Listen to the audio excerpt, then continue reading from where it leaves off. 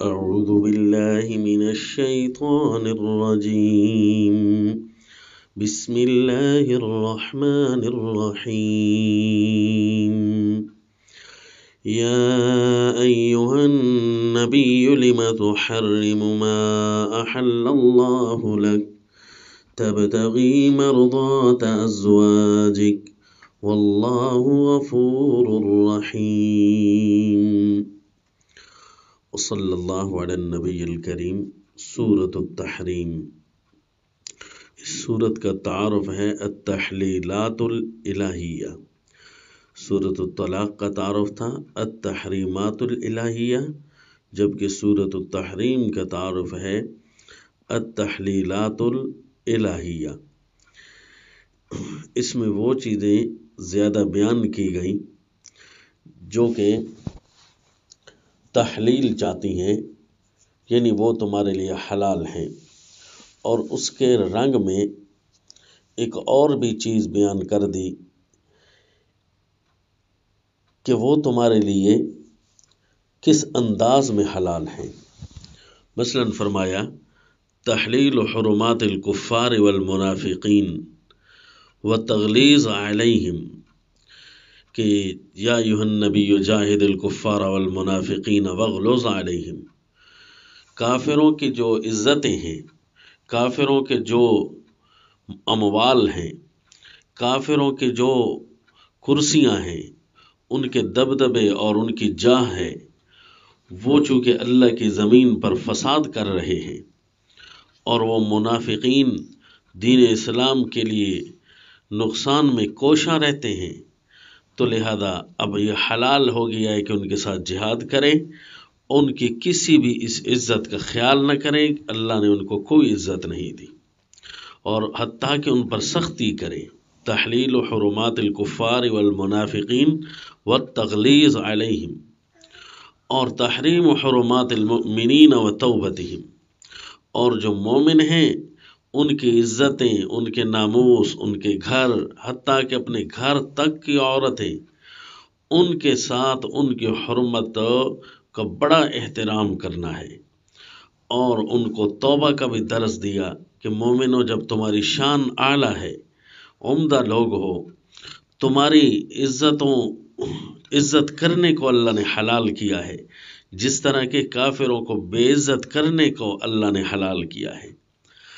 تو تمہاری عزت اتنی محترم ہے، تو پھر تم کیوں ایسے کام کرو گے جو تمہارے اپنے درجے سے تمہیں گرائیں. توبوا الی اللہ توبۃ نصوحا، ہمیشہ اپنے اللہ کی طرف رجوع میں رہو، ایسا رجوع جس میں تمہارے لیے خیر ہی خیر ہو. اپنے اللہ کی طرف رجوع کر کے رکھنا.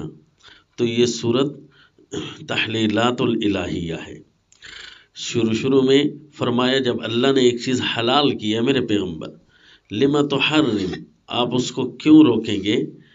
لم تحرم ما احل اللہ، اصل میں پچھلی صورت میں تھا نا اذا طلقتم النساء. اے نبی فرما دیجئے کہ جب تم طلاق دو وہ لوگو تو پھر یوں، حالانکہ لفظ نبی کا تھا تو یوں ہونا چاہیے تھا یا ایھا النبی اذا طلقتا، نہیں یا ایھا النبی اذا طلقتم. تو پھر سوال پیدا ہوتا ہے کہ اللہ کے نبی کیا طلاق نہیں دیں گے؟ فرمایا کیوں دیں گے؟ لم تحرم ما احل اللہ، ایک چیز اللہ نے ان کے لیے حلال کی ہوگی تو اللہ کے نبی اس کو کیوں حرام کریں گے؟ نبی کے تو اخلاق کا اعلیٰ تقاضا یہ ہے کہ جو تحفہ اللہ نے ان کو نصیب فرمایا ہے وہ تحفہ اپنے لیے روکتے تو نہیں ہیں. یعنی یہ آپ صلی اللہ علیہ وسلم کے کمال اخلاق پر دلالت ہے. لم تحرم ما احل اللہ لک تبتغی مرضات ازواجک، کیونکہ آپ تو اپنی بیویوں کی رضا کا خیال رکھتے ہیں. یعنی تفاسیر کی توجیحات کے مطابق کوئی چیزیں ایسی ہیں کہ جو یہ بناتے ہیں لوگ مقام ذم، اور کچھ ایسے ہیں جو مقام مدح بنا رہے ہیں.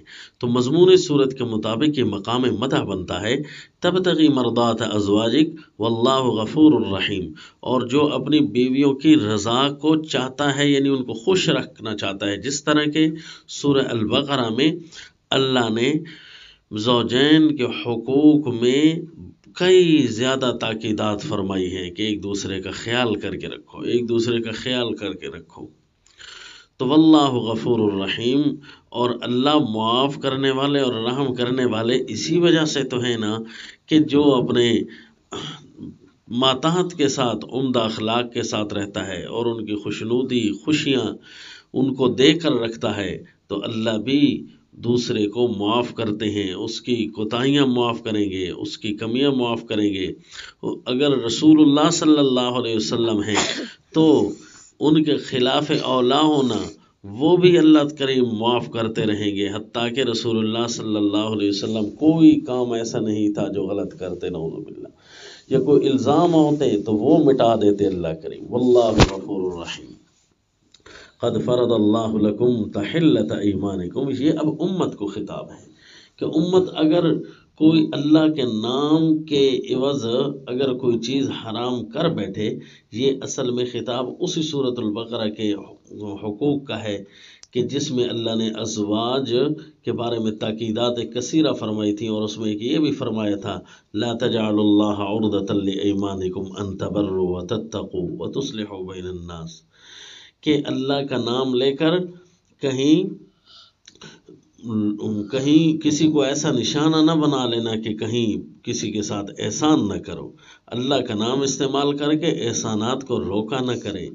قد فرض اللہ لکم تحلۃ ایمانکم، اگر ایسے کوئی کسی نے اللہ کا نام لے کر قسم اٹھا لی ہے کہ اللہ کے نام سے تو فوائد لوگوں کو دو، نہ کہ اللہ کے نام سے فوائد روکو، ایسی قسموں کو کھولنے کا اللہ نے لکم تمہارے لیے، قد فرض اللہ لکم تحلۃ ایمانکم، یہ امت کو خطاب ہے کہ تم ایسی چیزیں نہ کرو، بلکہ اللہ کے نام کی اٹھائی ہوئی اگر کوئی قسم ہے کہ کسی کے ساتھ احسان نہیں کریں گے تو وہ قسم کھول دو، توڑ دو، اور اللہ کے نام کے عوض تو لوگوں کو خوشیاں دو، جس طرح کہ امام الانبیاء صلی اللہ علیہ وسلم اپنے ازواج کے ساتھ عمدہ سلوک سے رہتے تھے۔ پھر ایک چھوٹا سا نمونہ بھی پیش کیا اور بات کو انتہائی خفیہ کر کے رکھا تاکہ یہ پتہ لگے کہ گھر کے اندر تحلیل کس چیز کی ہے اور تحریم کس چیز کی ہے۔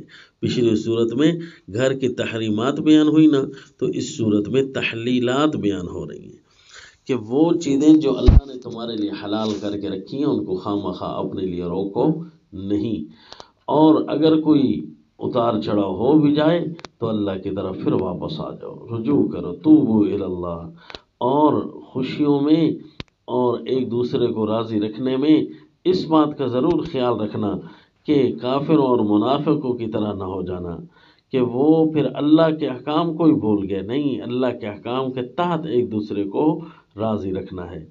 یا ایھا الذین کفروا لا تعتذروا اليوم، کیونکہ کافروں کو تو قیامت کہا جائے گا تمہارا کوئی عذر چلنے والا نہیں۔ یہ لوگ تو وہ ہیں کہ جن کے ساتھ جہاد کرنے کو اللہ نے حلال کیا ہے، اور یہ لوگ بے شک گھر کے افراد کیوں نہ ہوں، خیانتیں اگر اللہ کی اور اللہ کے نبی کی کریں گے تو کوئی پرواہ نہیں، اللہ ان کو بھی ختم کر دے گا۔